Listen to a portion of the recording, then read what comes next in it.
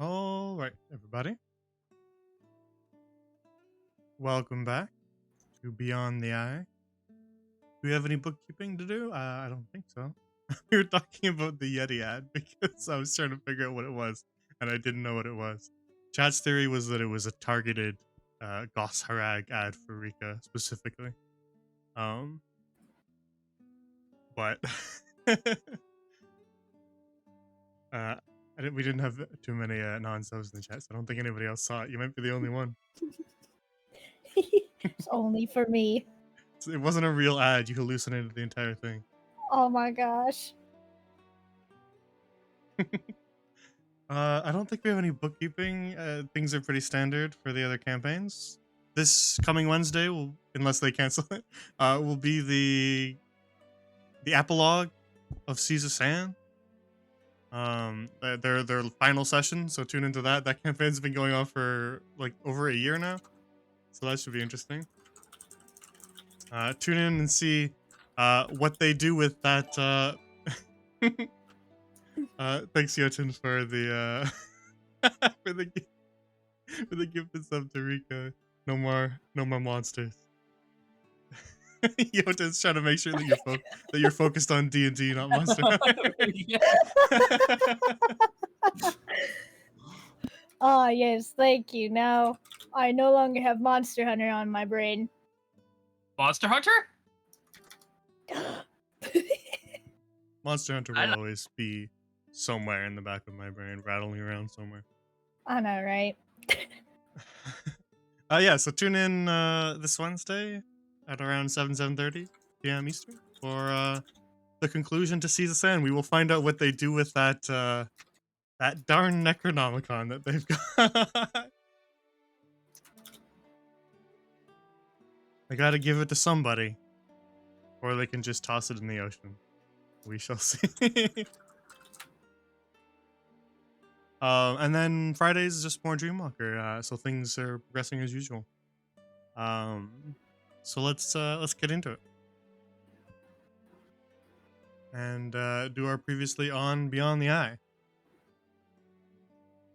So last time, the party on their journey to Galahad's Arrow in order to return a dragon egg to its parent, in hopes that they will be aided by the dragon in returning home all the way across the Sea of Stars, all those light years away to Grand Lorien, the star that they know. Party ran afoul of some pirates in the asteroid belt of Baelor's Belt.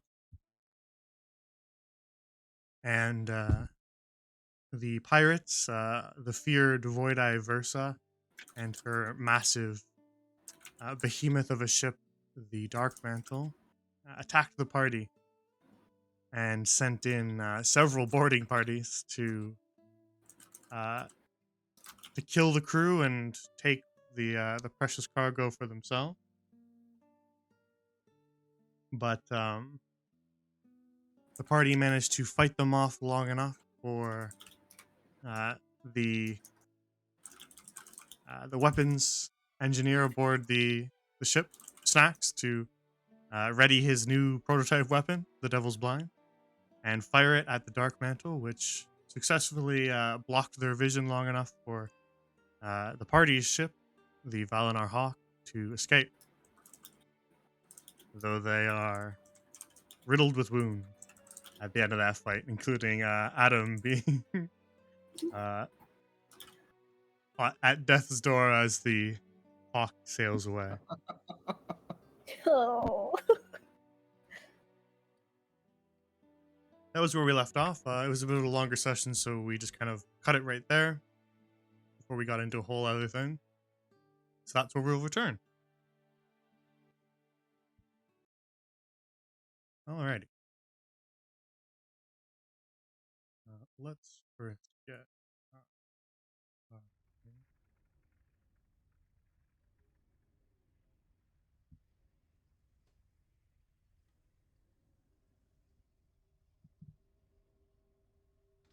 our little ambiance going, and then we'll get into it. So,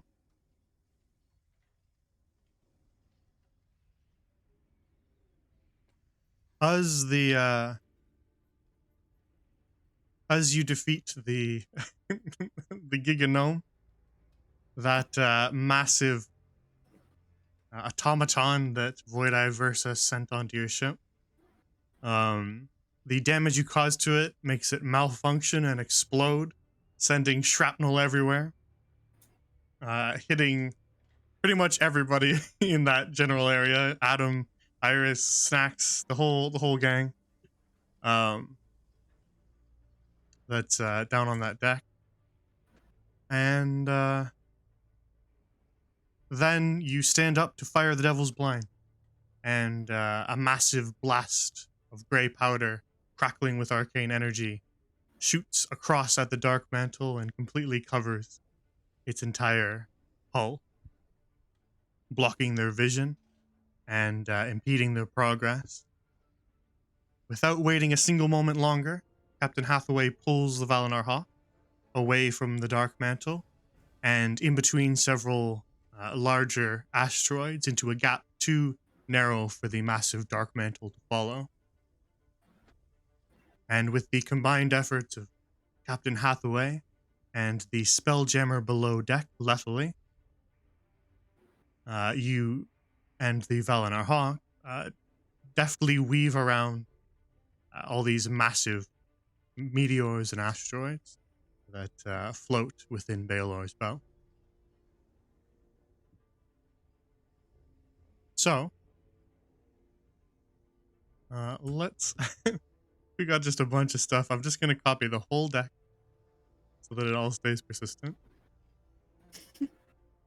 We'll move over here. Let's delete that whole deck and we'll just see how this goes. That's not bad. Okay, hang on. Ready? And there we go. Everybody's in the exact same position. Wow, look at that. That's perfect. That's perfect. I love it. There, see?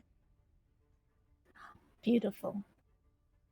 So, as your ship weaves between asteroids, you look back, starboard quarter, looking for the Dark Mantle. You can see the captain's head on a swivel, constantly watching for not only the Dark Mantle, but maybe other ships in Void Eye versus fleet. But you don't see them. The gaps in the asteroids are too narrow, and the Dark Mantle cannot follow.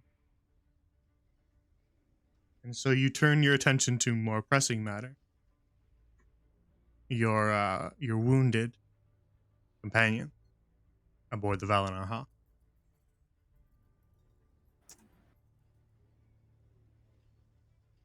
Iris, the wreckage of the Giganome, still sits scattered across the deck, as well as several burn marks from the cannon fire of the Dark Mantle, and Void Eye Versa's anti-personnel arquebus that she was firing at you. But you make your way past the mounds of metal to Adam, who is collapsed on the deck. Several bits of sharp-looking shrapnel sticking out of him.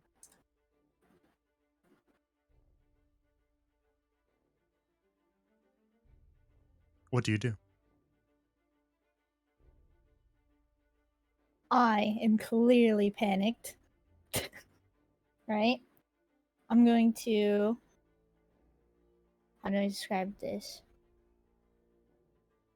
Get on my knees and like put my hands on Adam's arm to gently shake him. Adam! Adam! Oh my goodness, oh my turnips. He doesn't respond. Okay. Adam, have you made any death saves yet? You're still at none, right? Yeah, I'm still at none. I have not made a death save yet. We ended before we could do Okay. that. Yeah, make one for me. Just because as the ship pulls away, that would have been well within probably 6 seconds. So make one before Iris does anything. Let's see how you're faring. 15? All right, so that's one success. You can mark those in the bubble. So Iris, as you kind of look down at him, you can tell that he's still alive, shallow breathing, and you can get a pulse, but it's a little thready. And then every once in a while, slight fluttering of well, I guess you can't see his eyes, can you? No, But maybe there's like a little flash of light behind the goggles, but it's like a yeah, little electrical jolt. perfect. Exactly as he said then. Nice. All right. So I can tell. I can tell that Adam is in definite need of healing, right? Yes, from your perspective, actually, you can make a medicine check for me if you want to know more. Oh no. Okay. Let's see, medicine. Okay. You estimate that without immediate medical help, it's really just a roll of the dice if he lives or dies. Hey, I see what you did there. Sorry, couldn't help it. Okay. I'm going to use Cure Wounds on Adam if I can. Yeah, if you have the spell slots for it. Thank goodness I have the spell slots for it. Very well. Then you reach down your hands and place them sort of near the wounds and channel your healing magic into his injuries. Okay, let me see how much I heal, right?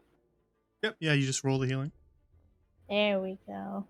So as you begin to heal Adam, you can see the wounds start to close and they actually begin to reject the bits of shrapnel, sending them cluttering down to the deck as they are removed from the injury. And the cuts and open wounds begin to heal and close over. Skin knit shut, and Adam, coughing and spluttering, awakens flat on his back on the deck of the Valinor Hawk.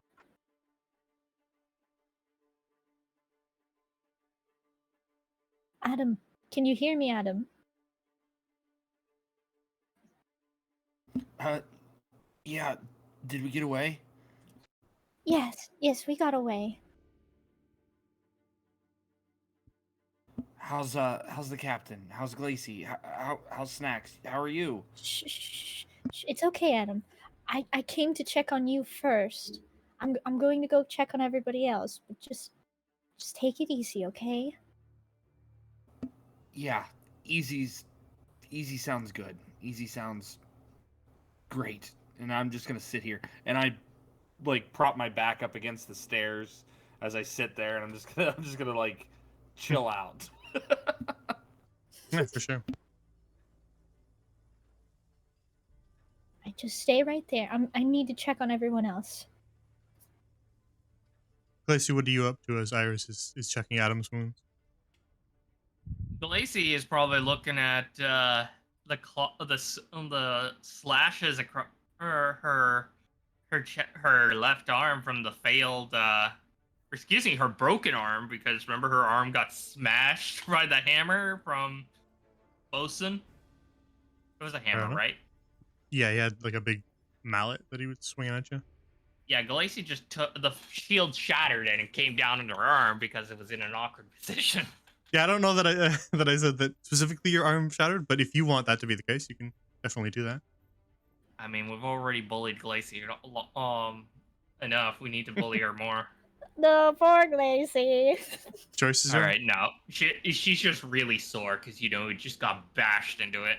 yeah, you got maybe some bone bruising, but maybe it's Yeah. not completely broken. Mm-mm. But she's probably rolling her shoulder, trying to work through the pain as she looks down at everyone else. Yeah, you look down across the chaos of the deck. Several of the boarders lie dead nearby. The scattered remains of the Huguenot Crusader still lies steaming at the center deck. Iris, you make your way to Snacks, who's kind of propped himself on the side of the railing there. He's got some slash marks across his back from Nella the knife. He's also got a couple little bits of shrapnel sticking out of him from the Giganome Crusader. Oh, poor Snacks. Snacks, are you okay? The goblin kind of adjusts his eye patch and looks at you with a bit of a grimace on his face. I'm doing all right. Still standing, he says as he's clearly supporting his weight on the railing. Is he standing up? Yeah, he's kind of like leaning against it, slumped over the railing a bit. Okay. I'm going to try to help Snacks in a sitting position, you know, because I don't think he should be standing up. I don't think he should be standing, and I'm gonna say, it's all right, Snacks, I got you. Yeah, you help him to a more comfortable position, and he goes, "Ugh, Lordy hells. Well, at least Devil's Blind worked right." You did great, Snacks. Your weapon really saved us. That's what I call a proof of concept. Okay, and then I would like to. How is he looking? Can I? You can medicine You check can- him. Oh yeah, medicine check. Ayo, medicine check. Okay, yeah, with a 25.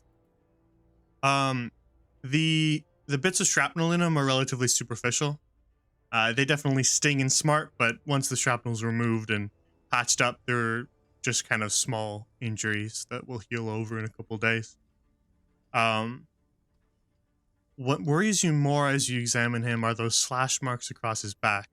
They don't look particularly deep, but as you examine them, you see a sort of abnormal green tinge to the blood, even beyond just his goblin skin. With a 25, you estimate Nella the knife's weapons were poison. That witch. Son of a bitch! Oh no. No, not poison! Not our boy Snacks! No, our boy! Okay. No, what my can- boy! Father, boy! help!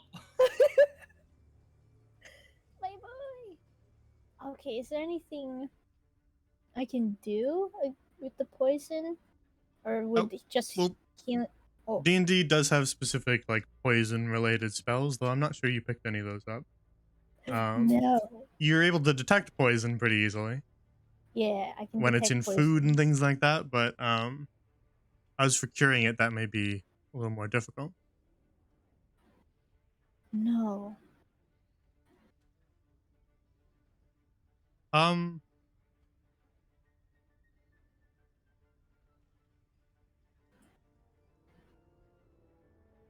Let me think. I should at least. You said that the wounds aren't too terrible, right? yeah, the wounds themselves are not particularly deep into his back. They just kind of grazed and caused him to bleed pretty well, just heavily because it's skin cut open. But they could be stitched shut and he would be fine if not for the fact that they were poison. Hmm.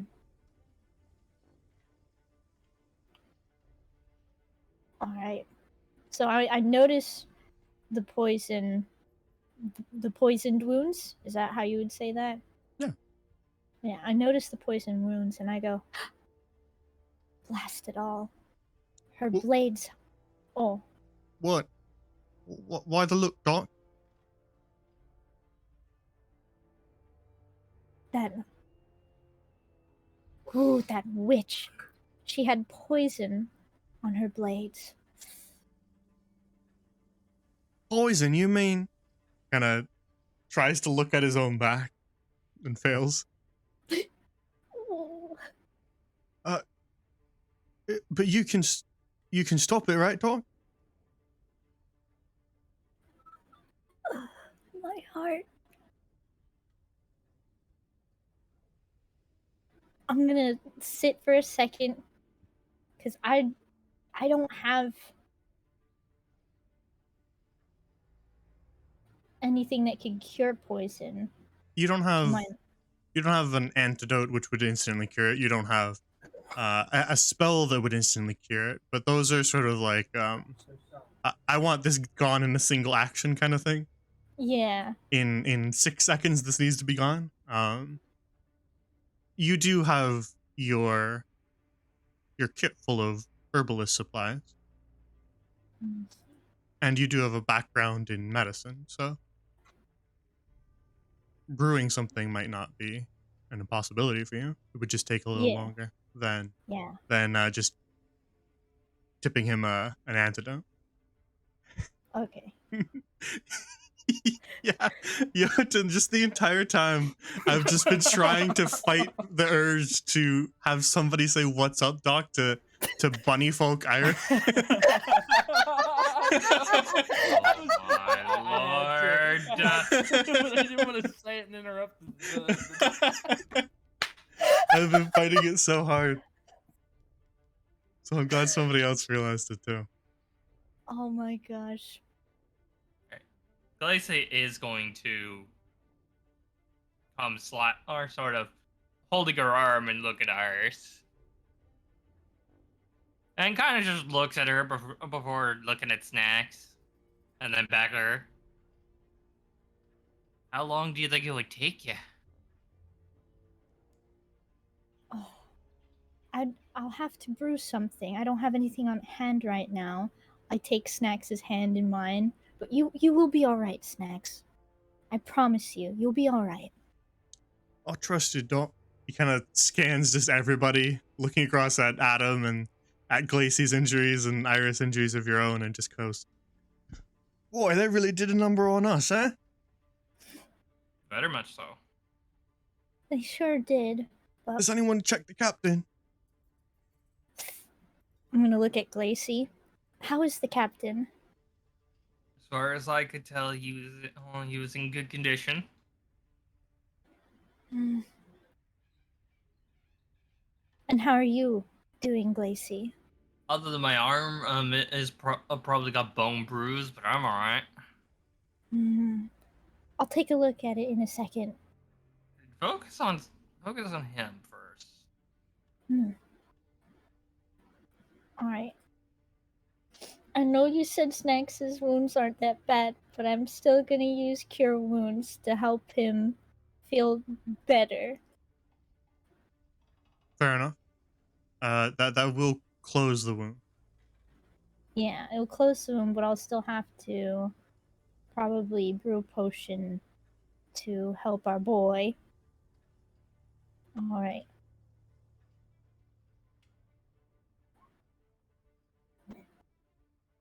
All right. Yeah, you use some healing magic on Snacks, which closes up a lot of the lighter shrapnel injuries, and begins to heal the large slash marks across his back.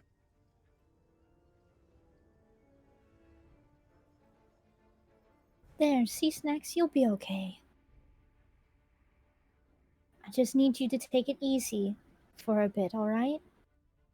All right. If that's the doctor's orders.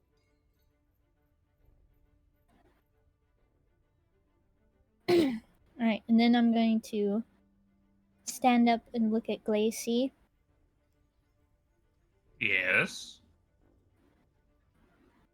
I've already checked on Adam. He should be alright for now. Good. Can I trust you with Snacks? Move him down there. Just keep an eye on him for now while I check on the captain. Glacy nods. She kind of finds a box to sit on to keep an eye on. Snacks. Alright, call for me if his condition worsens. I say as I run up the stairs to go to go check on the captain. Will do. you climb the stairs up to the helm, and you have to sort of dance and hop over a bunch of bodies that lie motionless on the floor to get up towards the helm. Captain Hathaway is kind of leaning a little bit on the wheel, still steering the ship through these asteroids, causing it to lurch every now and then as you weave in and out. But he notices your approach and says,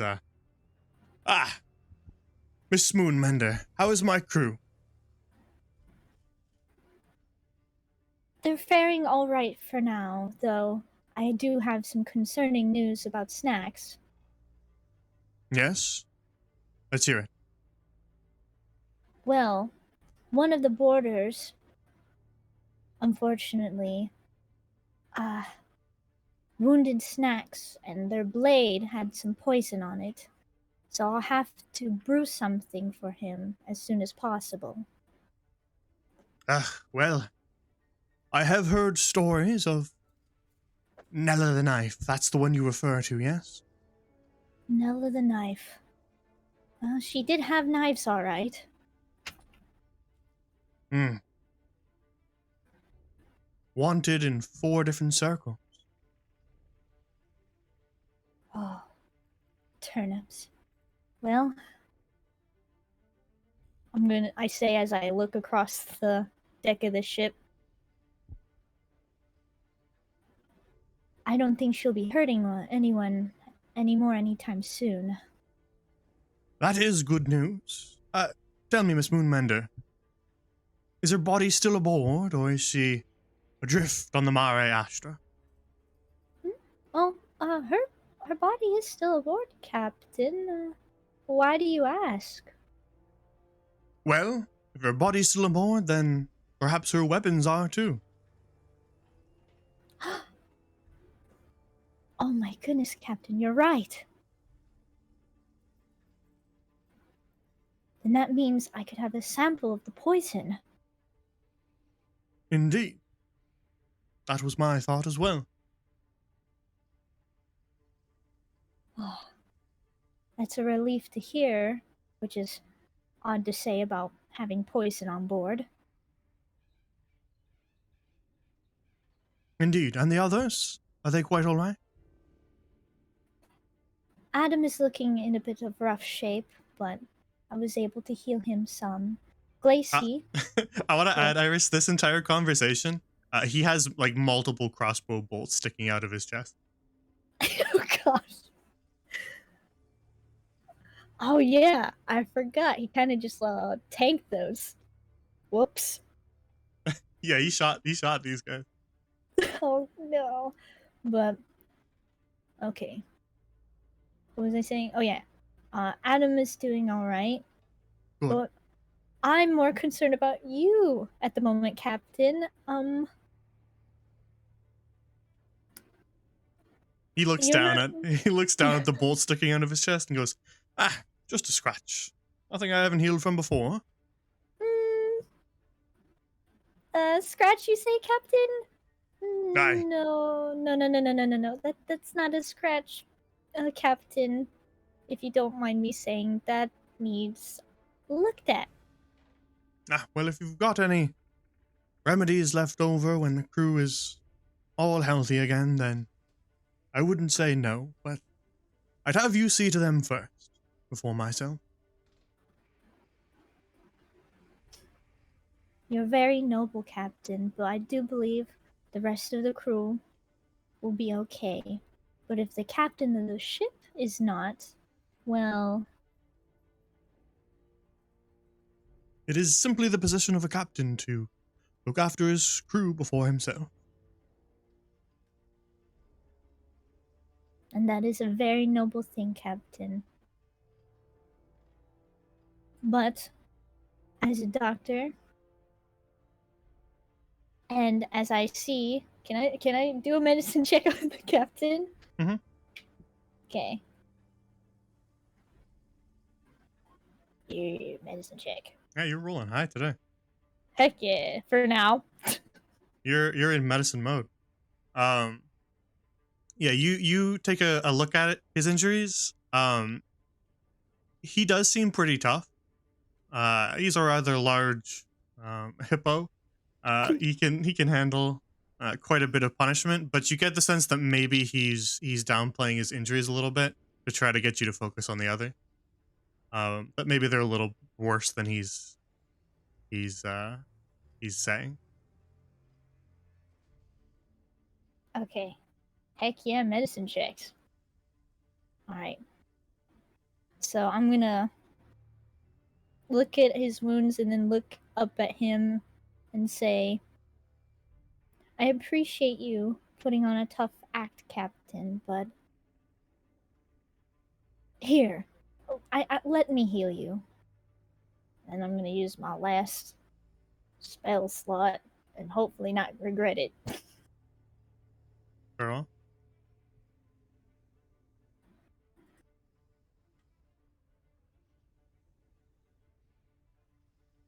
Yeah, you close up some of the wounds that he's currently bearing, and you kind of help uh, remove some of those crossbow bolts as the injuries flow to aid in proper healing.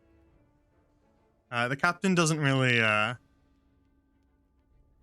say much. He just kind of gives you a small nod of acknowledgement as he continues to steer the boat while you tend to his injuries. And then once you're finished, he just kind of says, "Thank you, Doctor." Of course, Captain. Now then, if any of the crew are injured, I'd have you bring them below deck so you can check on Miss Chansey and Latterly and Miss Catachan as well. Of course, Captain. Aye, aye. He gives you kind of like a pat on the shoulder and goes, "Stiff upper lip, Doctor. Keep at it. You're doing a great job." I appreciate that, Captain. Thank you. I'll continue to do my best.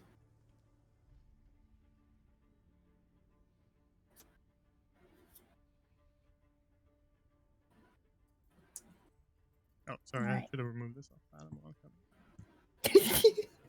I was gonna say, it's like, can I not have a red X, please? You can do. I always forget. You can do it for yourself. So, I'm used to some players just doing it when they heal, but I forgot that to even tell you guys that you can do it yourself. Oh, yeah. Okay. Um, Yeah. yeah. So you tend to Captain Hathaway's injuries and then make your way back down the deck, stepping over some fish-suited boarding party members.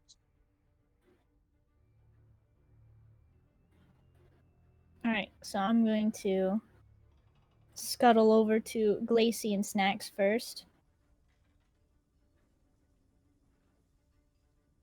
Very well. Alright, and I'm gonna look at Glacy and say, the captain asked me to take all injured below deck. Gracie looks at Snack. All right, are you good enough to move? Yeah, with maybe a little bit of help. He's looking a little paler of a shade of green than usual. Gracie then kind of flexes her bad arm. She Snacks is shorter than Glacy, right? He's a goblin. Yeah. Glacy reaches down and sort of reaches under both of his arms to help him move. Yeah, he accepts the help. All right, then I help, probably at the detriment of that arm. Move him down to the lower decks. Yeah, you make your way down the stairs, perhaps a little bit slowly to make sure everyone keeps their balance, but eventually you do get below deck.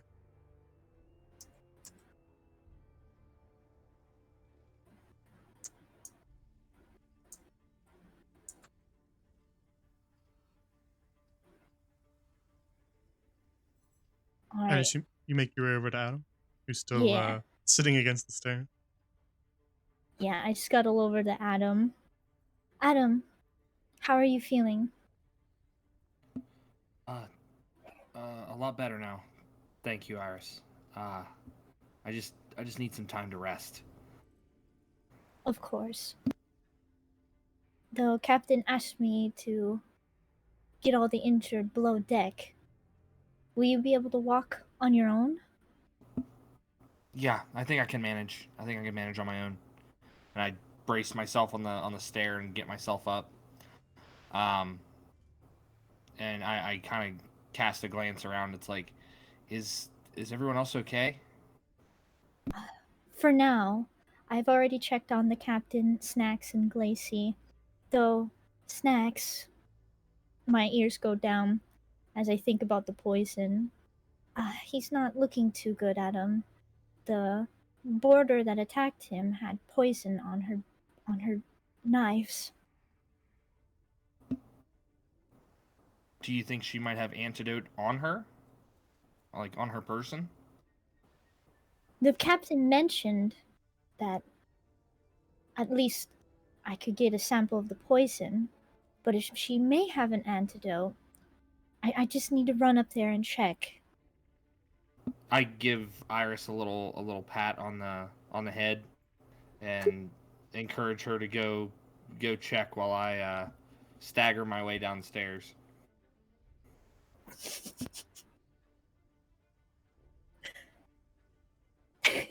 It's cute. It's small. Oh man, that's cute. All right. As So Adam, Adam's you make yeah. your way down below deck, Yes. and Iris, you make your way up to Yeah, where you last saw Nella. yeah, to this witch. Very well. How- You make your way over to the crumpled body of the elven boarder who lies motionless on the deck. Okay. So I'm just gonna start. How do Oh. you say it? Oh, looting. Yeah, searching the body or looting would be an accurate way to put it as well. I couldn't think of the word searching, so I'm like, Uh, yeah, looting.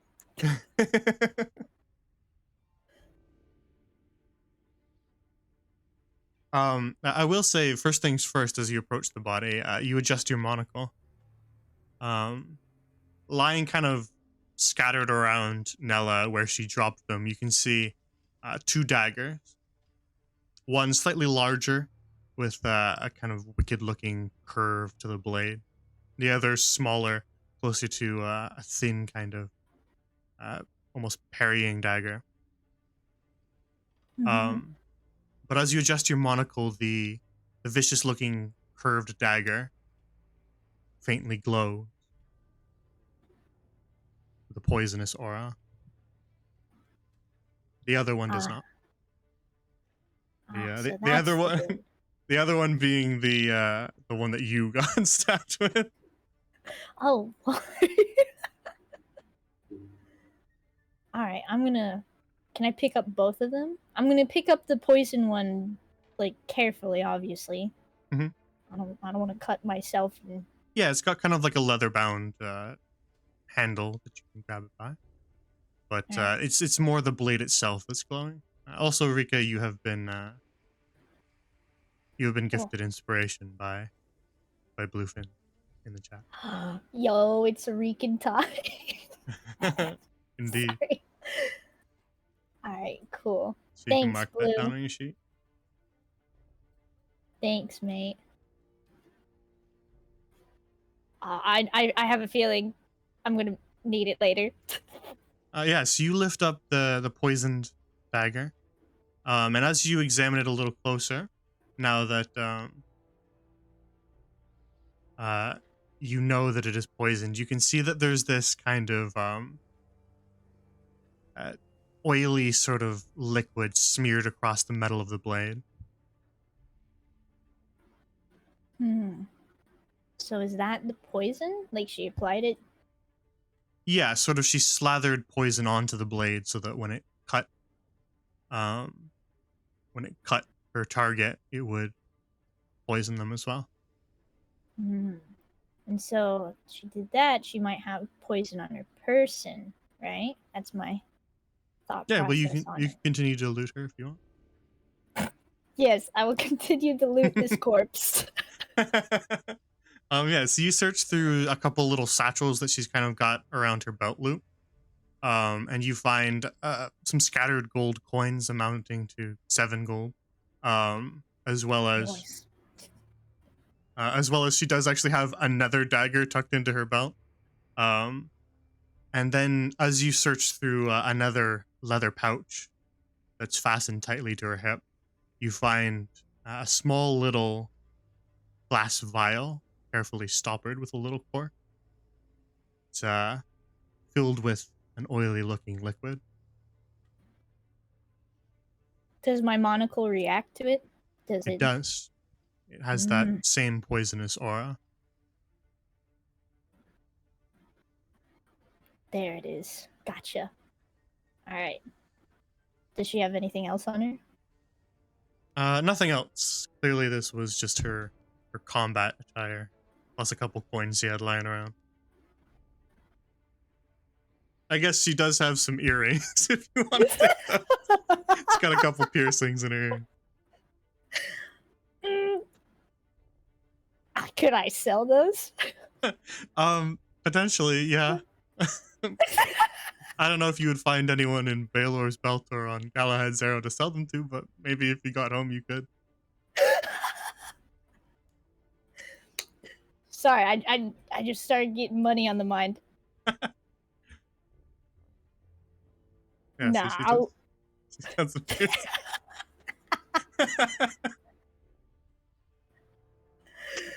how much could I sell those piercings for?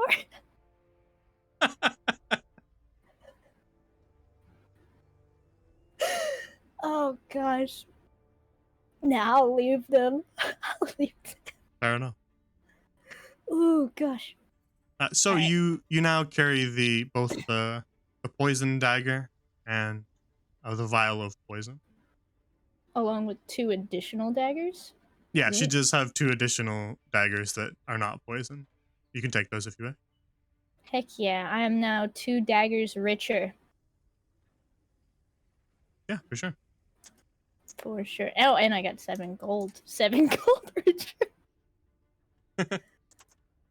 Alright. And with that out of the way, I'm going to scuttle down to the Below deck. below deck. There we go. Let's grab sick gang here, and we'll just copy everybody. Sick and injured.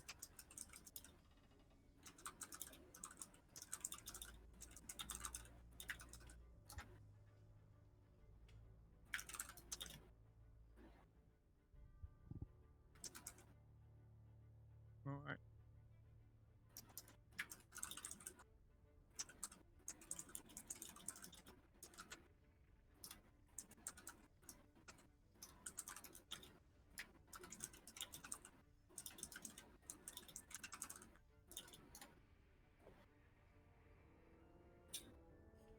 So you head below deck.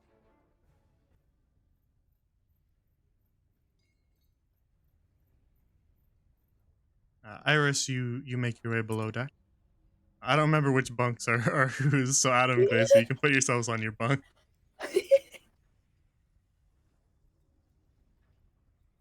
And you help Snacks into one in the room opposite.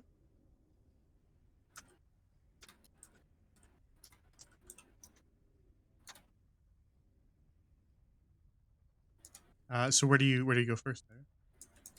There? Oh, there's the door. Probably need to go check on Snacks first. Vero? You know, he wasn't looking so good. Yeah, you make your way into the bunk room on the right of the hall, and find Snacks kind of reclining in one of the hammocks with Chanzi watching over him. Oh, Chansey. Is everything all right above deck? I saw I everyone come down injured, but uh, have we escaped then? We did. Thankfully, we escaped. But as you can see, not without injury. I see. Well, it is good that we've managed to avoid the pirates at least. Is there anything I can do to help? Hmm. If you could, oh, check on Glacy and Adam, perhaps. I need to brew a antidote for snacks. I see. Yes, I can check on that. Thank you. I have my hands full, as you can see, and any help is, well, helpful. Is there anything you wish me to give them? A poultice to wrap or anything to Mm, bandage? I'm afraid that medicine isn't really my strong suit. Just a quick checkup on them to make sure their health isn't declining. If anything seems amiss, let me know. Aye, I can do that. She makes her way across the hall. So Iris, what are you planning to do with Snack then? Before we go Okay, across the hall. um, can I check on how he's doing right now? Like if he's gotten worse?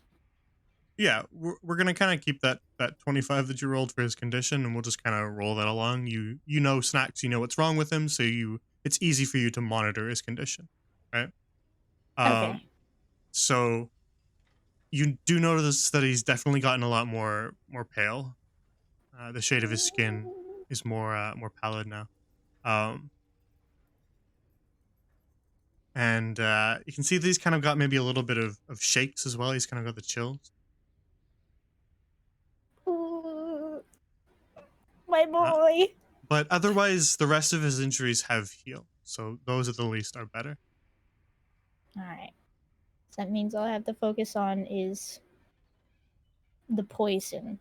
Indeed. Okay. Can I get him a blanket? Is there a blanket? Yeah, there's kind of folded woolen blankets tucked around under some of the bunks for those cold nights adrift in the sea of stars. So you Okay. can grab him one. Alright. I grab a blanket and I gently lay it across Snacks. I take his hand again to let him know that he's going to be okay. And I tell him, "Oh, you'll be okay, Snacks. I'm going to work on an antidote for you."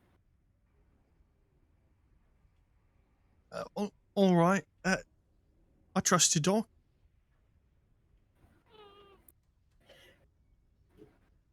My heart, dude. Whatever you give me, I'll drink it right down. Just let me know. Alright, just hang tight, Snacks. You know. Okay, so Anime death. no, no anime death flags, please. He's gonna make it. He's gonna make it. Okay, so I guess I start working on his antidote. Yeah, I got the poison, right? Yeah, you have the poison. You have the poison on the knife, but you also have a little vial of it, which is probably more useful. Um, Yeah. and you have your herbalist kit full of all your little tools and a couple different herbs and ingredients that you might want to use. Some of them are kind of dried, some of them powdered. Um, so you've got your kit, and you have experience with antidotes for poisons. You've treated people who've gotten spider bites and snake bites before, but maybe not this particular type of poison itself. So having the sample will definitely aid you. Good stuff. So if you want to try to just brew something up right now and kind of grind some stuff together and make an antidote, you can make a medicine check. All right. You can use your inspiration on it since it's a check. That is valid. But Okay. you would use it after you see your roll. Um, Yeah. but actually, because you went to the trouble of getting the actual poison itself and having a reference point for trying to cure it, this isn't nearly as much of a crapshoot that it might be, where you're just trying to aim to cure a poison. That would be a lot harder if you didn't have a sample of the poison. Yeah. So I'm actually going to give you a little bit of a bonus to your medicine. You have a +5 to medicine, right? Yeah. For this roll, you have a +7. +7. All right. Mm-hmm. And how would I add the Well, just plus? whatever you roll, we add 2 to. Okay. Okay, because I'm bad at math. That's hard. Math hard. All right, 21. Do you feel confident in that roll, or do you want to use your inspiration? I think that's a pretty high roll. Yes, I think I'm It's pretty feeling high. pretty. Yeah, I'm feeling confident, guys. It's just that if we were to use your inspiration, I can't tell you the result of the roll first, so I just wanted to know. Okay. Yeah, so you get to work after taking some time to sample that poison and really kind of figure out how it works. Maybe even doing the the trope of you take a little bit and you put it on the tip of your tongue. Right. Try to get the ingredients in there. And but you very quickly find that you're making progress. You understand how this poison works, and you quickly begin to formulate an antidote that will counteract its effects. Yes. Okay. How long is this gonna take me to finish, though? This antidote. With a 21, you'll be able to get it done within the hour. Okay.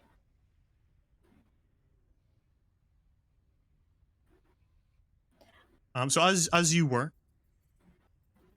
we will just jump across the hall for a moment, unless you had something Yeah. specific you wanted to say right now. Nah. Very well. So across the hall, as Iris gets to work, Chansey comes in to check on you two, who are sort of in your bunks,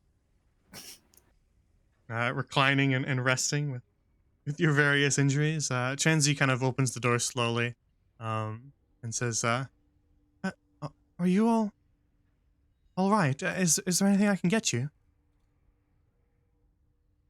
I had my arm bashed in by a hammer, but otherwise I'm alright. I see that. That does look rather painful. Work through the pain. What about you, Adam? Is there anything I can do to help? No, Miss Chansey, I appreciate it. I just some of these wounds will have to take time to heal. But I think I'll be all right. A little cut up, a little bruised up, but we succeeded in getting away, so that's the important thing, right? Indeed, and the cargo is secure thanks to your efforts. We did our job. There Are was you all right? There was a pirate trying to break into the grate above the captain's quarters, but there was a thud and then the attempt stopped. So I presume that was you all. It was definitely a group effort, yes. And Miss Katachan and myself and even Letherly, we're all unharmed thanks to you. No need to thank us, Miss Chansey. We're just doing our job. Well, all the same, on behalf of the Flotsam Kingdom, your services are greatly appreciated. All Lacey does is raise her thumb up. I'll I'll leave you to rest if that's what you'd like. Thank Oh, you, I'm Miss sh- Chansey.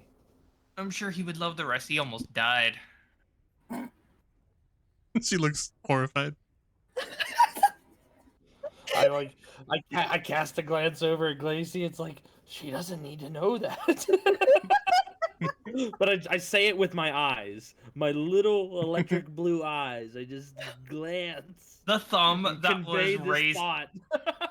The thumb that was raised up to the Chanzi, then slowly curls in as her middle finger raises up with a Oh my- sort of taunting smile. Poor Chansey. I will push you 10 feet into the wall. You are not in a position to do anything.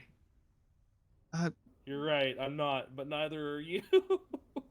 I got spell slots, motherfucker. I've got Eldritch Blasts, I'm good. All you ever need. Well, if there is anything that you do need, just shout, and I'll fetch it for you. Thank you. We really appreciate that. And thank you too. I'll let you rest now.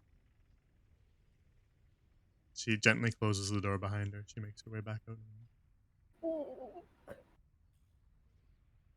So yeah, you guys can short rest if you want, since Iris is doing an hour-long little workshop there with Snack. Heck yeah. And then we'll skip the hour and get to the results of Iris's work. Our boy's gonna live, or I'm gonna riot.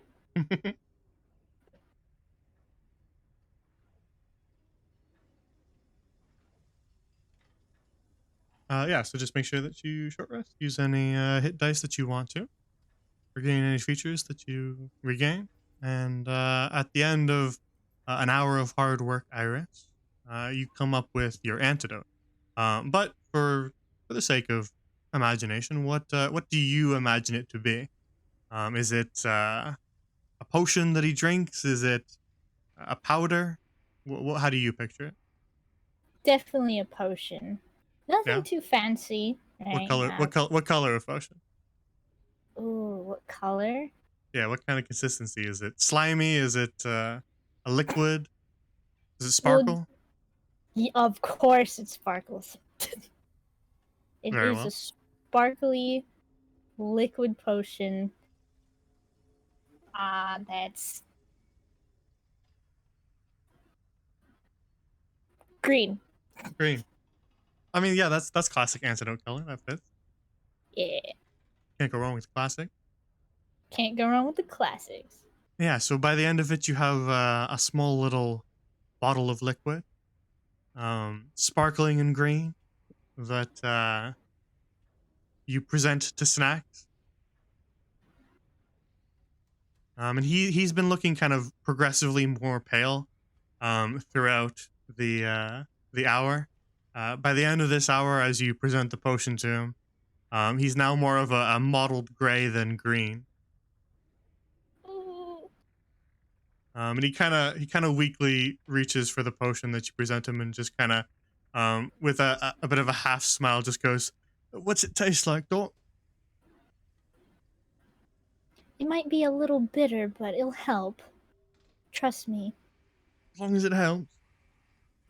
And if you will allow him to, then he'll just tip it back and drink the whole thing. Yeah, I will. All right.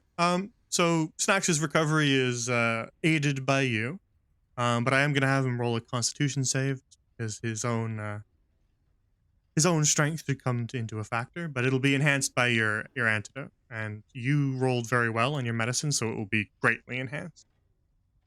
Yes, our boy's gonna live. All right.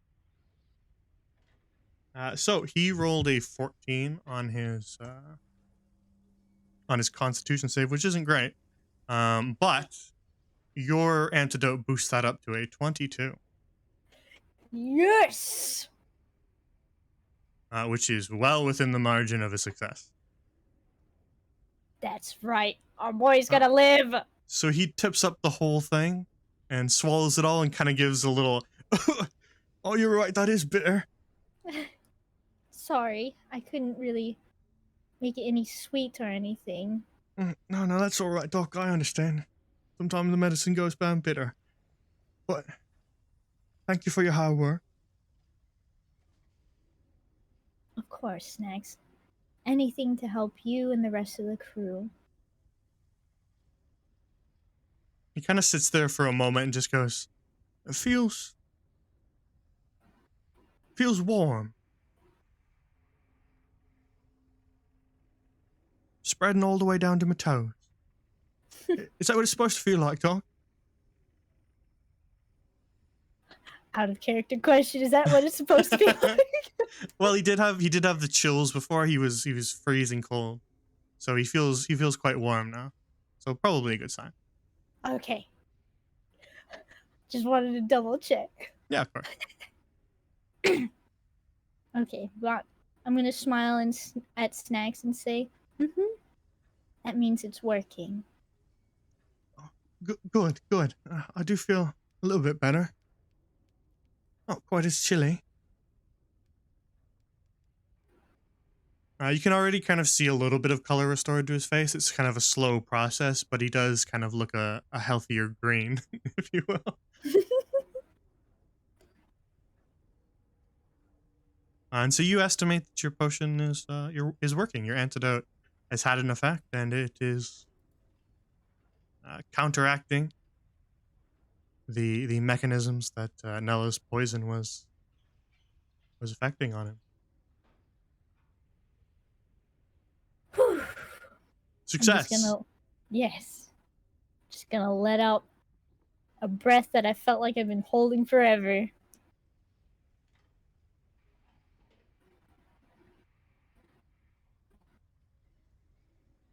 Alright. I'm going to tuck Snacks in a little better, right? So that he's all Thank you, Doc. comfortable and warm. Yeah. Of course, Snacks. You just rest for now, alright? Yeah. Feeling a little bit tired.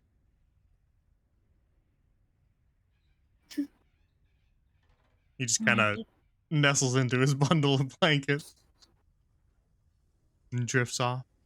You can see he's got a little more color in his face, just kind of by the minute.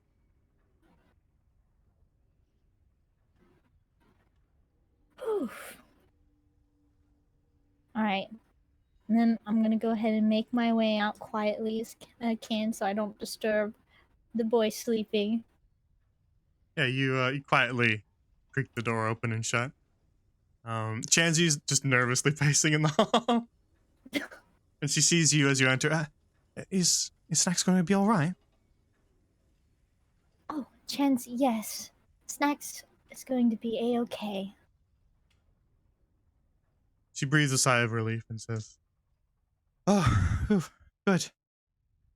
I couldn't bear it if more people got hurt because of this expedition that was my idea."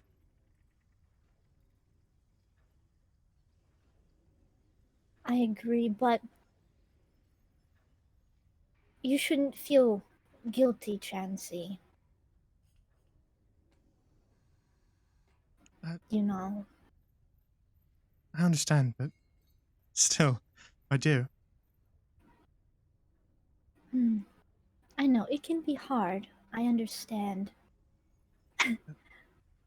Thank you for healing everyone. I don't know what we would have done if we hadn't stumbled across you three.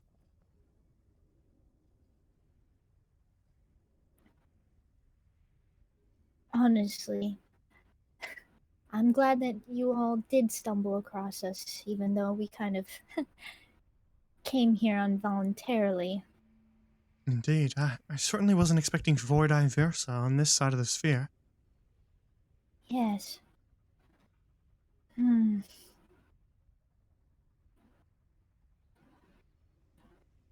Something I noticed is that they did seem very adamant in getting into the captain's quarters. Do you think they know? Well, they didn't blow us clean out of the stars, so I imagine they wanted something aboard. There's a chance Right. they could have just thought we had riches, but a small ship like this, it's a safer bet that they may have known about our cargo. She kind of lowers her voice a little bit when she talks about the cargo. Hmm. You lot didn't talk about it with anyone when you were on the runaway star, did you? Oh no. We didn't mention anything about the cargo.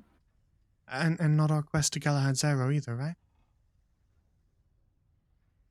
Hmm. Out of character question. Did we mention Galahad's arrow, guys? I think when we got into the bar, we might have mentioned it. Whoops. It's not good. Just a spectral image occurs in your I mind. called it. I'm going to ponder about it for a second. My ears are then going to go down. Well, we might have mentioned Galahad's arrow, but I think we said we were just researchers. I see. Then perhaps Void Eye Versa had half the information already, and just connected that you lot were aboard our ship and that our ship was the one headed for Galahad's Arrow. Perhaps she already did know about the cargo then. Hmm. But that's so strange though. I didn't see, or I don't think I saw any of Void Eye's pirates, lackeys. When we. I'm gonna start pacing around a little. Well, Void Eye is one of the most connected pirates in the entire sphere. So, if anyone would know the black markets, then it would be her. I see. Hmm. Perhaps she heard it was confiscated by the crown and surmised our intentions. Hmm. Oh, turnips, how truly dreadful. Indeed, but, well, we've lost them for now, and we should only be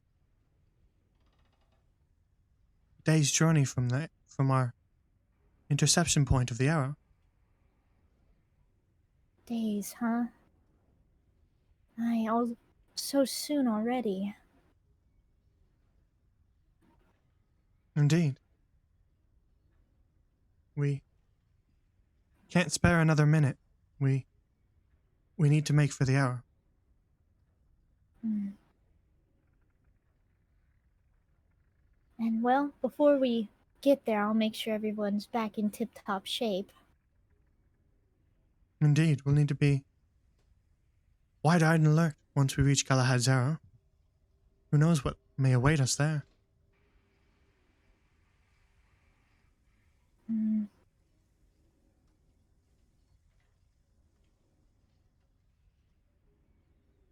Glazy, are you entering the hallway? Yes, and leaning against the door frame. Were we talking too loud? Did we wake you? Not really. I mean, my ears are sharp, but I think my pain is dulling that a bit. You two are just gonna stand in the hall and talk? Well, we were discussing the end point of our journey. You're welcome to join us if you feel up to it. I just have a gut. Well, the only thing I would say about our journey is I have a gut feeling we're not. that someone is selling us out. Selling us out? You mean one of No. the crew of the Hall? No, just someone who is going to benefit from our location. A certain someone who is who we have met on on that rock, probably selling our location. Oh? You mean the runaway star? Pretty much, yeah. Wants to say one of them isn't probably giving hints or selling the information. Well, Iris did mention that you three talked about our destination with someone on the star. We may have let slip it out loud as well. I see. Well, There's a red-haired, one-eyed loser who's acting a bit suspicious. Really? I thought he seemed rather gentlemanly. Just because he's a gentleman doesn't mean he ain't a scumbag. People do strange things for gold. Oh, My father can attest to that. I see. Well, that was why I stressed the importance of secrecy in our journey. But well, bygones are bygones. We can't help it now. We've only one choice but to make for the arrow as quick as we can. Probably best to get this mission over and done with. Indeed, no safer place for a dragon's egg than in the care of a dragon. I don't know how ballsy that this Void Eye Versa is against an actual dragon, but who knows? ooh, she was very intimidating though when we saw her. I think even Vordi Versa would at least think twice before engaging a dragon. We can only hope. But I mean, we could always count on her being stupid and trying to overpower it while it's in a vulnerable state, and then promptly get blown up out of the sky. I suppose, but I don't think that Void Versa became the most notorious pirate in the Sindrian sphere by being stupid. uh oh, turnips. But you all should rest for the time being. We intercept the arrow tomorrow, then I would want you all to be at the peak of your health. Hmm.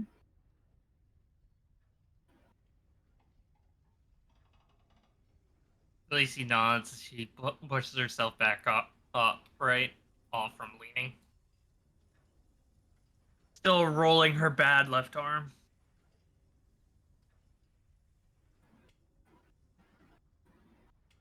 You all get your sleep. I'll go speak with the captain and see if he needs any aid in the preparations for tomorrow. Of course. Good. I think you all have earned your sleep by now. Leave the rest to us.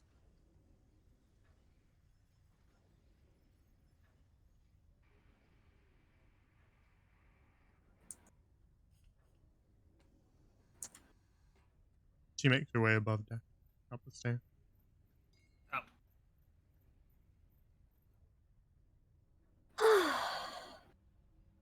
Good? Oh, You good? yeah, I'm Yeah, I guess you guys in this room wouldn't know about snacks either.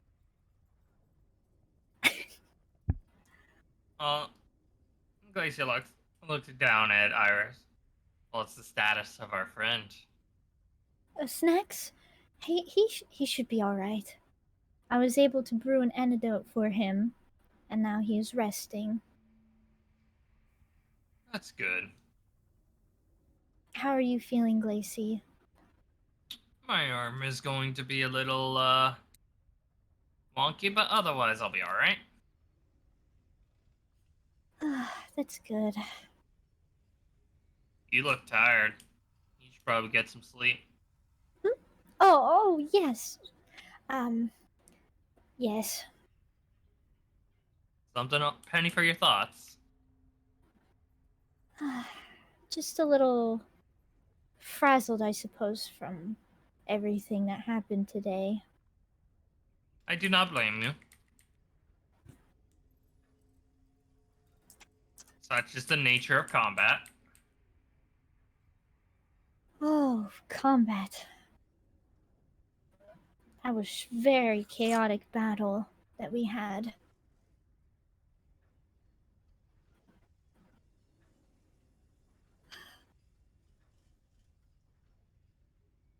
So, you all collapse into your bunks to get some sleep. It's maybe a little earlier than you'd usually sleep, but after such a intensive fight, you're feeling pretty exhausted. All of your limbs heavy, so it's pretty easy to drift off earlier than you normally would. And so, unless anybody wants to take care of anything else, then you can all long rest. Whee! Yes, long rest. I needed a long rest so badly.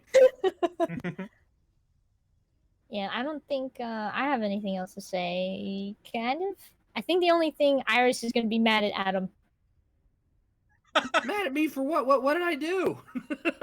That's right. Iris is going to be an upset bunny at Adam. SMH. Adam has no clue why Iris is mad at him. Oh my gosh, what happened? I don't know. It's because of the thing that Adam said. I think he said something like, if I don't make it, make sure the egg gets to where it needs to go, right? Oh yeah, she didn't like that. But that's the mission. You have to complete the mission. Nope, she's not gonna like that, bro. Well, make sure you click the long rest on your character sheets and get all healed up and all your spell slots back. And I have done so. Yeah. yeah, so as the night passes, you drift off fairly quickly and are awakened a good amount of hours later to the creaking of the ship around you, and the lasting remnants of some pains from your injury. Ow. You got some bumps and some bruises and some lasting pain, but otherwise far healthier than you were the day prior. Pull yourselves from your hammock and are ready to start the day. What do you do? Some Nice. morning stretches. Like she's gonna go up on deck to get some fresh air. Very well. But passes by Iris and looks at her. You want to come? Oh, sure.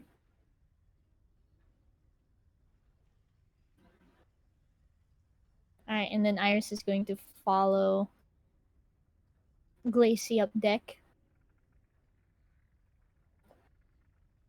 Or up to the deck. I don't know, man. I can't talk tonight.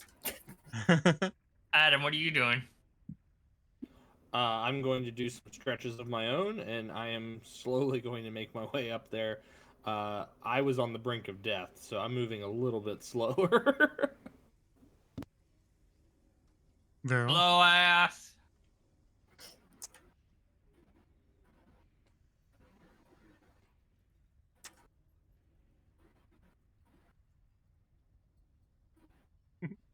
Iris didn't even check on snacks. How heartless.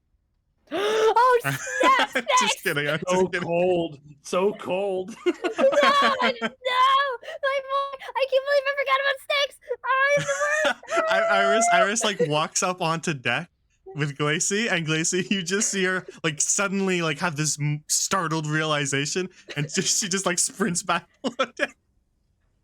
Oh, Lord. Barrels past Adam. Adam falls down the stairs. You just push him down. Out of the way. I gotta see my boy. That's right. Get out of the way. I gotta see my boy. Yes, you make your way into the room.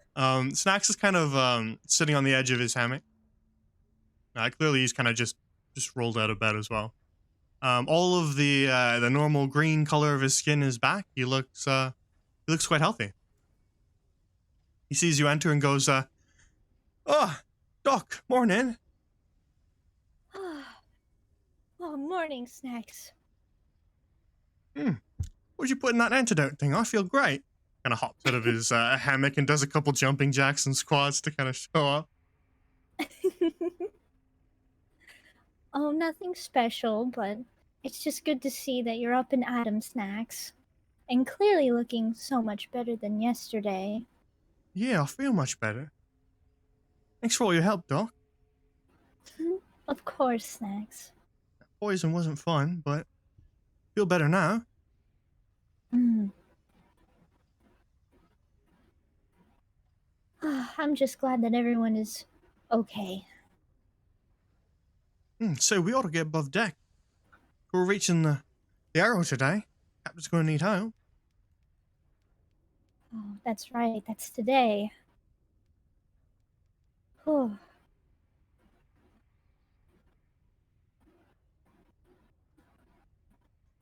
Shall we? of course. Yeah, he's got some pep in his step as he makes his way up above deck. He's feeling great.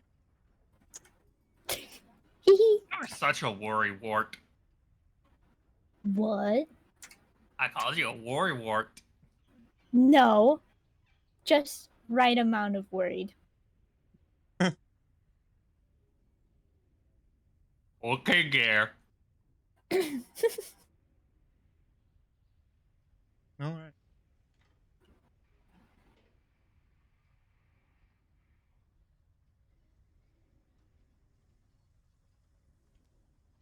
So you make your way above deck.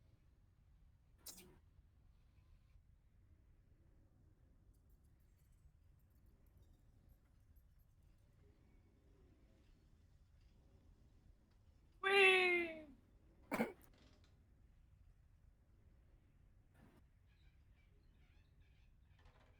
Let me grab Harrison Basic first.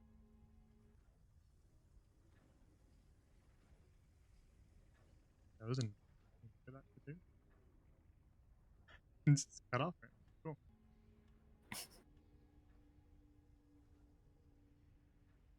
All right. So you make your way above deck to find most of the crew kind of bustling about. Yes, sir.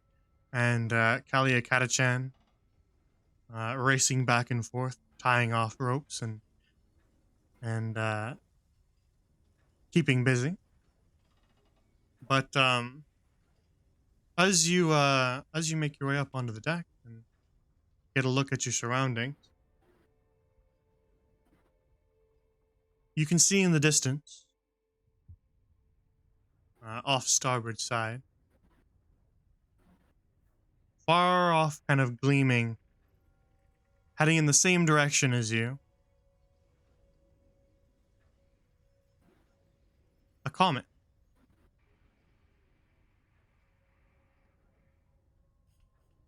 It's just a small little, barely the size of a coin in the distance as you watch it, but it has this long tail that glows with a sort of sparkling purple as it careens across the sea of stars.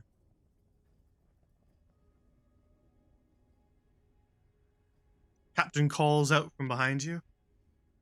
Ah, good. You lot, you're awake. We'll be reaching the arrow soon. I don't think you're going to want to miss this. Considering this is our main way of getting the others back, probably. She peers to Adam and Iris. Get your asses home. Home.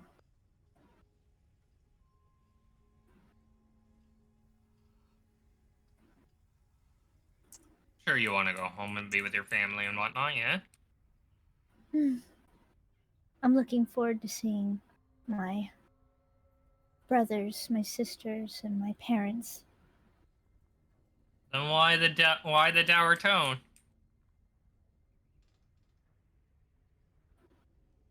Worried, I suppose. Worried about what? Well, just the stuff that comes, or the stuff that will get in between us and home still. Remember what I said on the rock? Hmm? Remember what I said on the rock. Hmm. The past, yeah, the past is gone, and the future does not exist. All we know is that all we can work towards is the present. No need to worry about what may or may not be. Oh, if only were that easy. For It me, is. at least. For me, I'm always worrying about the future. The captain bellows out from up near the helm. Mr. Snacks, ready to sink stone? And you three, you're going to be our away team, so I want you ready to set off as soon as we're ready, as soon as we're able. Aye, aye, Captain. Oh, aye, aye, Captain. Lacey gives a two-finger salute as she usually does.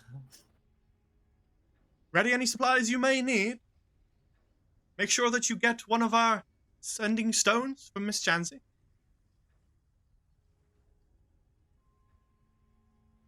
Hmm. I'll go up to Miss Chansey and I'll collect one of the sending stones. Do we each get one? Or is it just. You have one for the party. She's got One- one, and you're keeping the other one. Just whoever wants to carry it. Okay. Yeah. So she gives you one and says, "Remember, once you're sure that it's safe, I'll bring the egg." We'll keep an eye out for any danger, and once it's safe, we'll give you the signal. Very good. Also, I did not. I just for spell slot purposes, I have not readied mage armor yet. Very well. As you're kind of about to turn away, Adam, Chansey kind of stops and goes, hold on one moment. And I just kind of give her like this glance, like, okay. It did occur to me that we didn't actually find all the sirloins that were out there, yes? I suppose not. And if their intention was also Galahad's arrow, then... Well, forgive me for anticipating a worst-case scenario, but if you were to be defeated by Sirlons and have them take your form, should we decide on a password? To ensure that no imposters might take your place. Should they find the arrow as well? That sounds like a grand idea. I'll leave it to you to decide. Guys, what should our password be? Lacey, I was thinking home. Lacey folds her arm, says she thought. I mean, that works, though I won't be going home. Hmm. Hmm. Perhaps a sort of naval call and countersign, a challenge and countersign. I would say something, or you would say something, and the other would answer something. Hmm. We could say, "What's your course?" and we could reply with, we could reply with home, or we could reply with something else. It's whatever everyone else wants to come up with. How about, what's your course? And the answer is homeward bound. Sounds good to me. Hmm. Works for me. Iris, Lacey. Homeward bound. That works. Homeward bound. Very well. Then if you do contact me, we'll use that to ensure that we're on the same page. Very well. Thank you for the concern and the information, Miss Chansey. I wish you luck aboard the Arrow. We don't know what's waiting for us, but you three have proven yourselves quite capable. So I trust that you'll be able to handle yourself.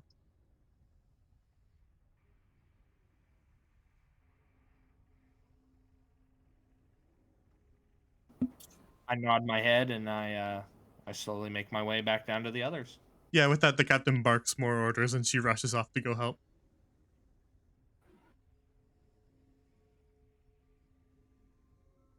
So where's the ship?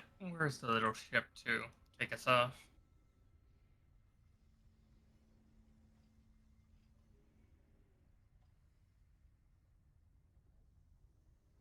Snacks kind of wanders over and overhears and says, won't be needing that this time. Oh? We're going to be using the sink stone, captain's order. This'll be a trip.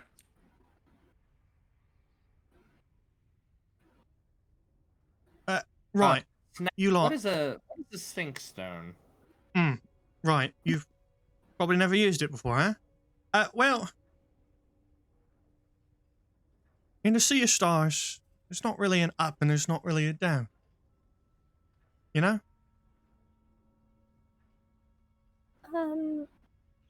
Yes.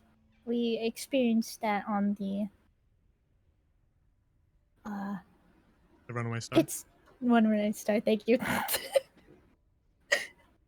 Oh my gosh. Yeah, so, well, if you need something to go down, then it's kind of hard to do that, right? So if you need to anchor your ship to something, well, how do you get it to weigh anything?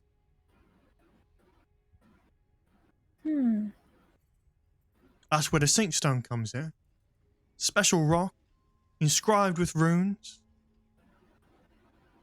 You tell it which direction you want it to go. In this case, down. Oh, I see.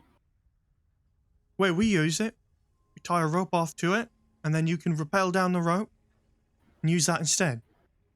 Captain wants to anchor to Galahad's Arrow and fly along beside it.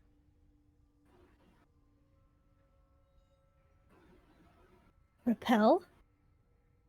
You know, Yeah, slide down the roll rope. Yeah, slide down the rope. Slide down a rope? Yeah, you can handle that, right? Iris, if you're worried, you can just hold on to me and then I'll get you down there.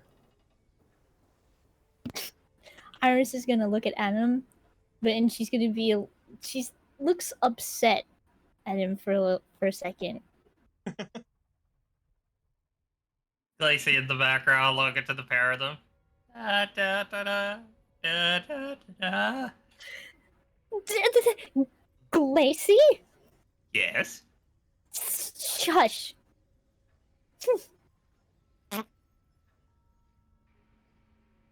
Adam, as usual, is clueless.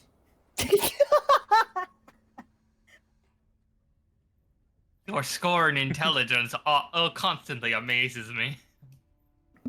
Right? No thoughts, head empty. Always. Always head empty. It's the best way to RP. You don't need to know things. That's right, no thoughts.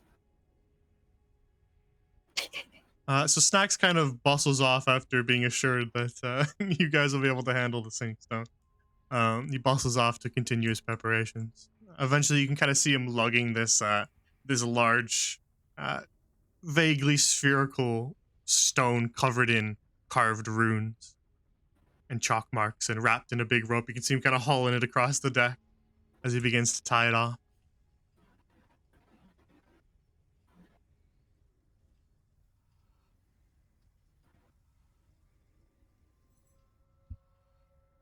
Oh, And I got so some- you go ahead. Go ahead. Sorry, I had something in my eye. Oh, okay. I thought you were gonna say something. So as the Valinor Hawk draws closer to Galahad's arrow, is there any specific preparations that you guys want to make?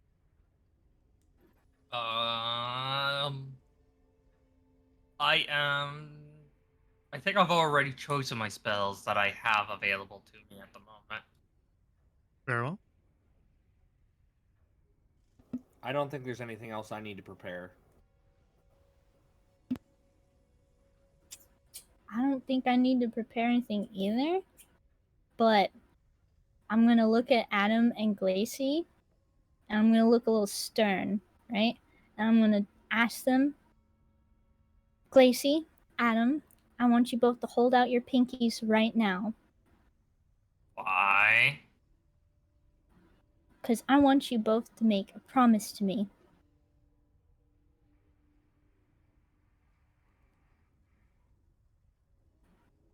Come on. Okay. She holds out her pinky. What's the promise? She's gonna look particularly upset at Adam. That we're going to make it through this together.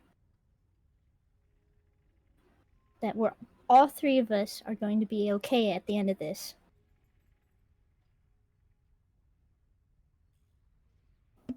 Iris, you know we can't really promise that. Shut up, Billy. What? It's true. That doesn't mean we can't give some sort of moral encouragement. We are going to make it. I know it. So I want you both to promise that we will.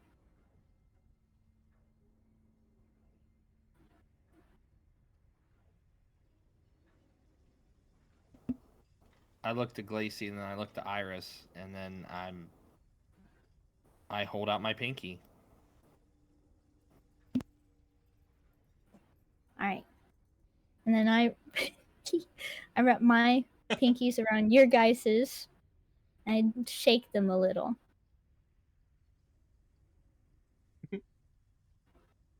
Very well. A promise is made. As the fingers pull apart and Glacy looks to Adam, you'd be a very bad father with that sort of mindset. What would you say to a little girl just wanting a pinky promise knowing that it wouldn't come true? You gotta roll with it. Wait, little girl? Are you insinuating I am a little girl? No, I think Iris is older than I am. No, but you are diminutive? You're small. I am not that small. Oh, are you gonna get all huffy with me? And I'm not that old either. Oh, really?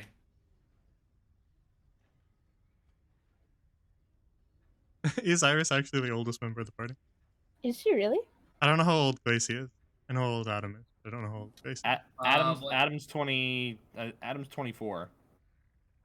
Let me double check my notes. For- just to make For the sake of Grand Lorien, we do elf years a little different. I don't scale them out like a lot of worlds do. They only live to 200 instead of 80, like a human would. Oh. Because I hate time scaling elves across thousands of years. It's really annoying for lore writing. Yeah. Alright. So they're longer lived, but not that longer lived. That's fair. Right. I'm still only half elf, but that's fair. I was more talking about Glacy, but I don't know about. I don't know how old Glacy's half. Glacy. Yeah, Glacy's 19 in human. Iris is the oldest. Iris is the. That's what I thought.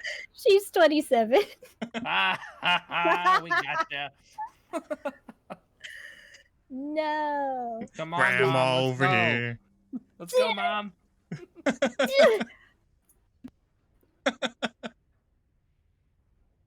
Yeah, this is where I break it to Iris that Limsa only lived to 30. What? No, it's not. That's not true. Womp That's not true. womp. That's horrible. I mean, Has it all this does. time to get home. It's not true at all. And then dies of old age in her bed. It's not true at all. They have the same lifespan as humans. Oh, you gave me a heart attack there. I was like, ah. Nah. It was funny though. Oh my gosh, Iris is a grandma. So as you guys make your preparations, and ready yourselves, the ship draws closer and closer to the arrow. Eventually, that small little tail of light becoming a massive stream alongside the ship, and you can see Galahad's arrow itself in the distance, a massive purple rock spinning through space as it hurtles along. The captain brings the hawk in close and begins to match velocities with the arrow. And as the ship draws near, you can actually see the surface of the arrow kind of mottled and rocky looking, though it doesn't have sort of a gray of stone. It's this deep purple. Dotting its surface, you can see clusters of crystal. Kind of packed tightly along Galahad's arrow. As the ship draws near, the captain brings her kind of over top of Galahad's arrow, looking for a place that would be best for you guys to set off. But as he does, he quickly shouts, "You lot, do you see that below us?" Dicey peers over. Yes. You look off the deck of the ship, and you can see far below you, matching velocities with the arrow as well, another ship. Well, shit. Oh, turnips. We're really gotta teach you how to swear. Eh? Nothing. What do you think, lads and lasses? Are those our sirloin friends? Oh, I really hope Not not. sure. They seem Not to have sure, beaten Captain, us. but we're gonna stop them. They seem to have beaten us to the punch. I'm going to take the hawk around the side. We'll find another entrance and catch them unawares. We don't have bombs? Unaware, If you wish to engage them and lose the arrow in the process, be my guest, but you won't take the hawk with you. Lacey, we need to follow the captain's orders. Fine. I was ready to cook some worm. Now then, make ready. And the captain brings the ship down alongside Galahad's arrow. He finds kind of a smashed-in portion of the meteor where rocks jut out from it, far sharper than the rounded surface on the other sides. And he very slowly brings the Valinor hawk up against it.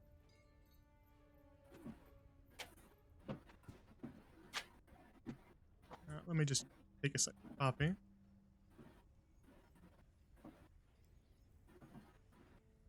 Everybody.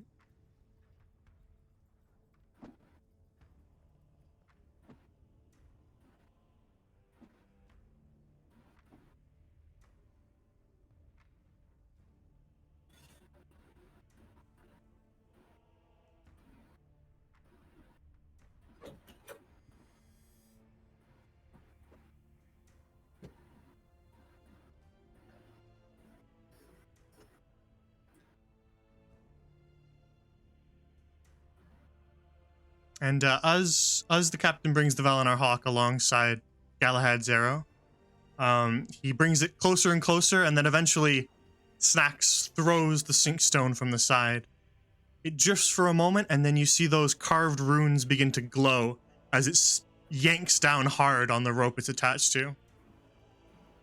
Snax' aim is true, and the sink stone lodges onto the side of one of these rocks that jut out from the arrow.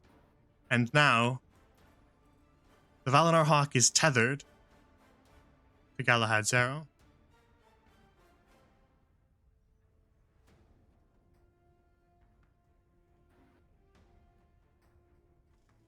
And Snax kind of turns to the three of you and goes, "No better time than now."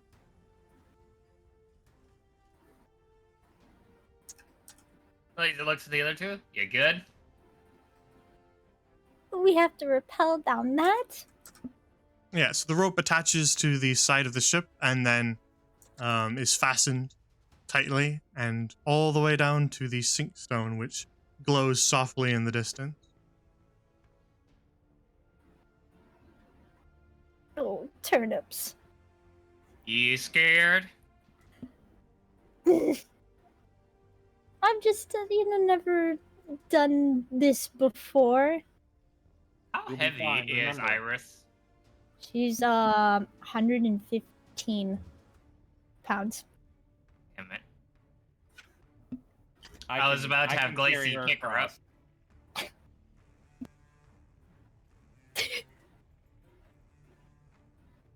Just pick up and go.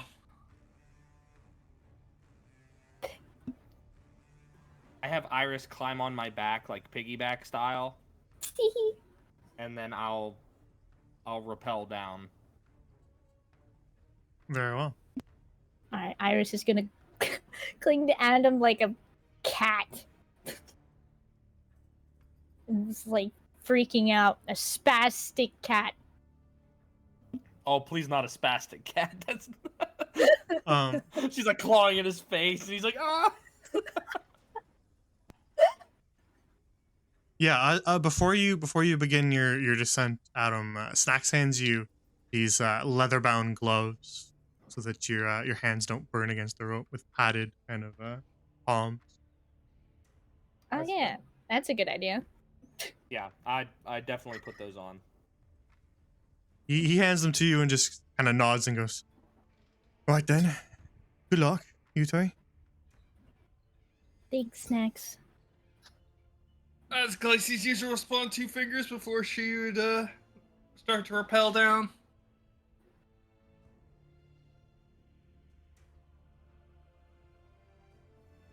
Very well. Yeah, you can move yourselves down. Whee!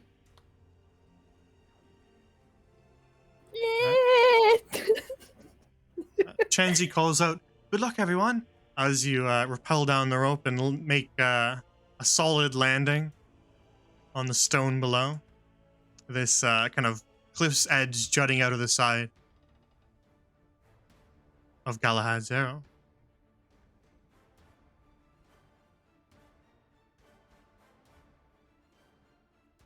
And so,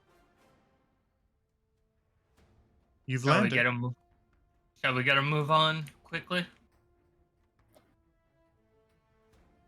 We don't have much time if the Sirlons are here, so let's get moving. Right. In the distance, Glacy you can and me- see. Go ahead, go. Oh, Glacy just immediately books it. In the distance, you can see cracks in the stone forming canyons and valleys that wind their way off ahead of you.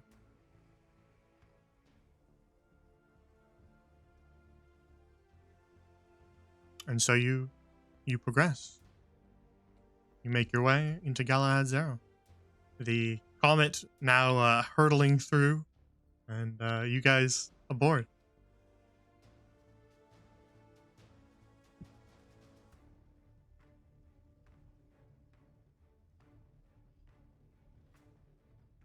As you wind your way through the canyon, you very quickly... Actually, let me keep you three together. Because the last copy was everybody. The whole crew, we don't want them to come. As you wind your way through the canyon, you find yourselves facing cave that yawns in front of you. The valley itself that you stand within has these massive crystal formations all throughout it that give off this purple light.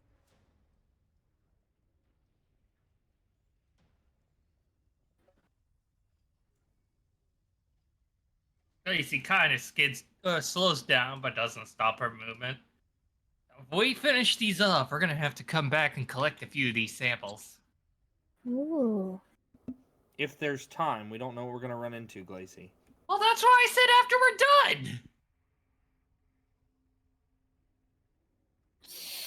We don't want to be too loud.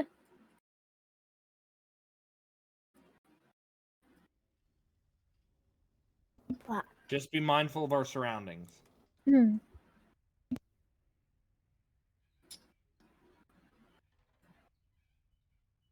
So you make your way into that yawning cave mouth in front of you as the world grows dark around you.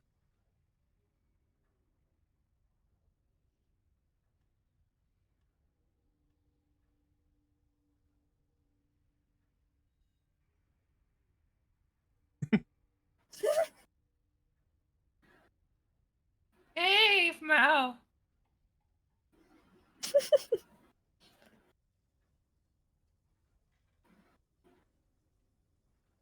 So, as you make your way into that passage, you find your way along a narrow corridor, a tunnel in the stone, past several more of those crystals, and eventually that tunnel opens up into a cavern. You can see more of the crystals glowing in the cavern ahead as you arrive, and it provides enough light for even those without dark vision to see. But as you arrive at the mouth of this cavern, you notice two things that stand out as especially abnormal. The first is a man-made structure, a wooden wall blocking a tunnel to your right, with a door fastened in place. The second is a puddle of blood on the far side of the cavern. Fresh blood. And that's where we'll end the session for today. All right. All right. Oh Awesome. man, We're here. we're here and we're not dead. Indeed. Galahad's arrow has door. Knock knock. Is anyone home? Lacey skids to a stop as she then peers around and takes in everything.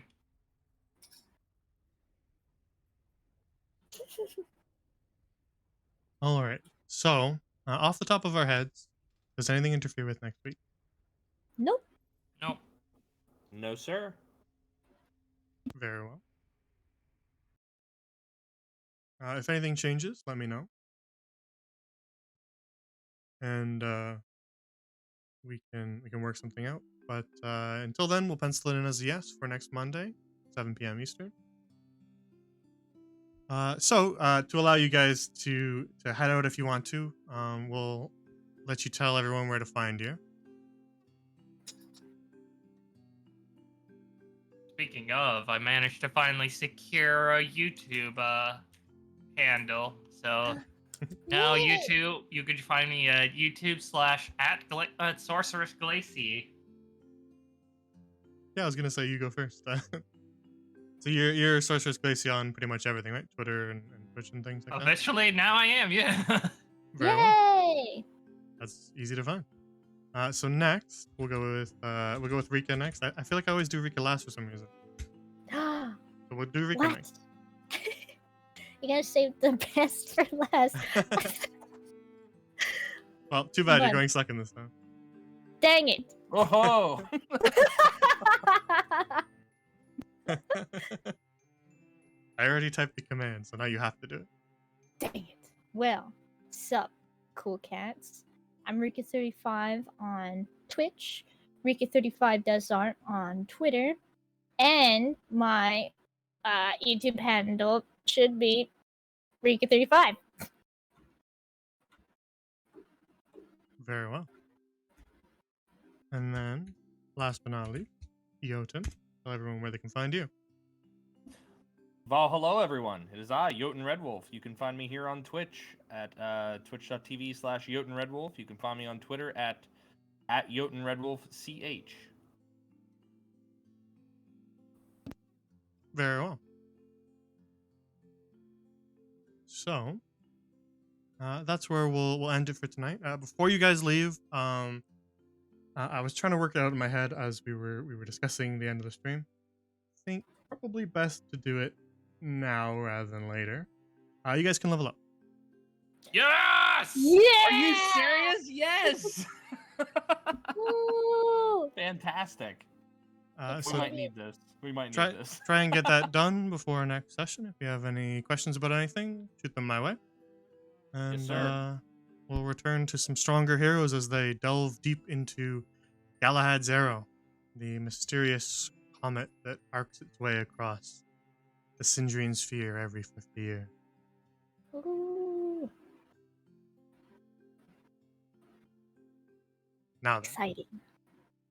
if you guys need to head out, feel free to. I'm just going to do the little wrap up in the stream, so if you do need to run, don't be afraid to do so. Pocket dust! Okay, that's goodbye, I suppose.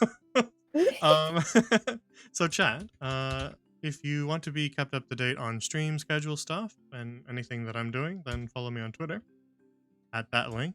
If you want to join the community itself and see all the art that people make for all the campaigns of characters and little moments, we've even had some animatics made of characters, some animations and stuff like that.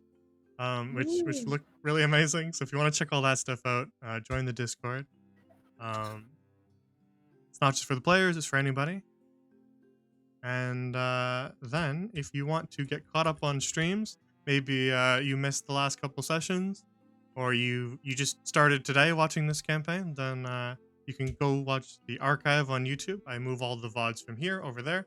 So if you can't find it here, go look on YouTube at that link there. It's just Grand Lorian on YouTube as well. Pretty easy to find. Same as my Twitch name.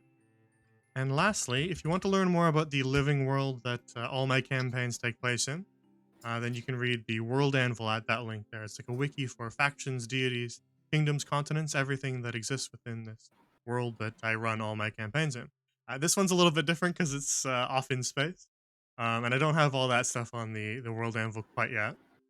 But if you want to learn about the world that these guys originally came from before they got teleported into space, then you can do so there. As for the upcoming week, on Wednesday we have the last session, the epilogue of Seas of Sand, which is a campaign that's been going on for over a year now on this channel.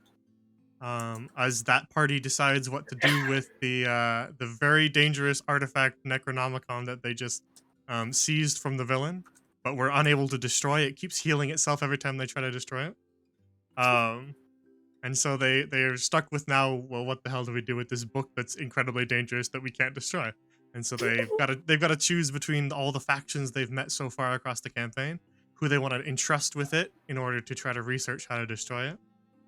So that will shape what happens in the Desert Kingdom of Zul'Garan, whichever faction they trust with this very powerful artifact. I don't think that they want to hold on to it for themselves, because if you go back and watch the end of that last session, they were all very nearly driven insane by it. One of them almost died, and several of them lost very important memories just from reading it. When you read the book, you consume the knowledge in the book, and it consumes a little piece of you back. So one of them read several pages of the book and forgot the faces of their own parents. So, Oh my gosh. yeah, so they're not too fond of the idea of holding on to that book. Yeah, no. They're a little terrified of it. So yeah, if you want to see all that chaos happen and see who they decide to entrust that very powerful artifact with, um, and what they decide to do after that, whether they continue to try to find a way to destroy it or maybe they go their own way, check out that session on Wednesday at around 7 p.m. Eastern. And then on Friday, we'll have more Dreamwalker, um, which is our campaign that takes place in a dreamscape of a young girl who is in a coma because she's been possessed by a demon. And so the party has ventured into the dreams in order to kill that demon from within. Right now, they're heading down into the deepest layer of the dream, which is, of course, the nightmare. So if you want to watch suddenly the more lighthearted events of the campaign take a more grim turn as they delve deep into this demonic nightmare, then if you like Bloodborne, tune in. Nightmare Frontier, here we come. So yeah, check that out on Friday at 7:30 p.m. Eastern. That's what we got going on the channel. Eventually we'll have some new campaigns once Seas of Sand ends. I'm gonna try to get something new up and going. And then eventually these guys will wrap as well. We'll end Beyond the Eye, and then we'll probably start a new short campaign as well. I like the short campaign format, so we're gonna continue with it for a while. So we'll have all new campaigns and players and stuff, and so check those out in the future. That's what's going on the channel. So thank you for watching, guys. Thanks for the gifted subs that we had and all the support, the inspiration, which Iris didn't end up using, but you carry that forward so you can use it later. I'm gonna need it later. Perhaps, yeah. So thanks for all that, everybody. Thanks for all the support. Thanks for watching. It's always a great time with this group. So have a good night, and I will see you guys on Wednesday. Thank you for the game. Awesome. Yay!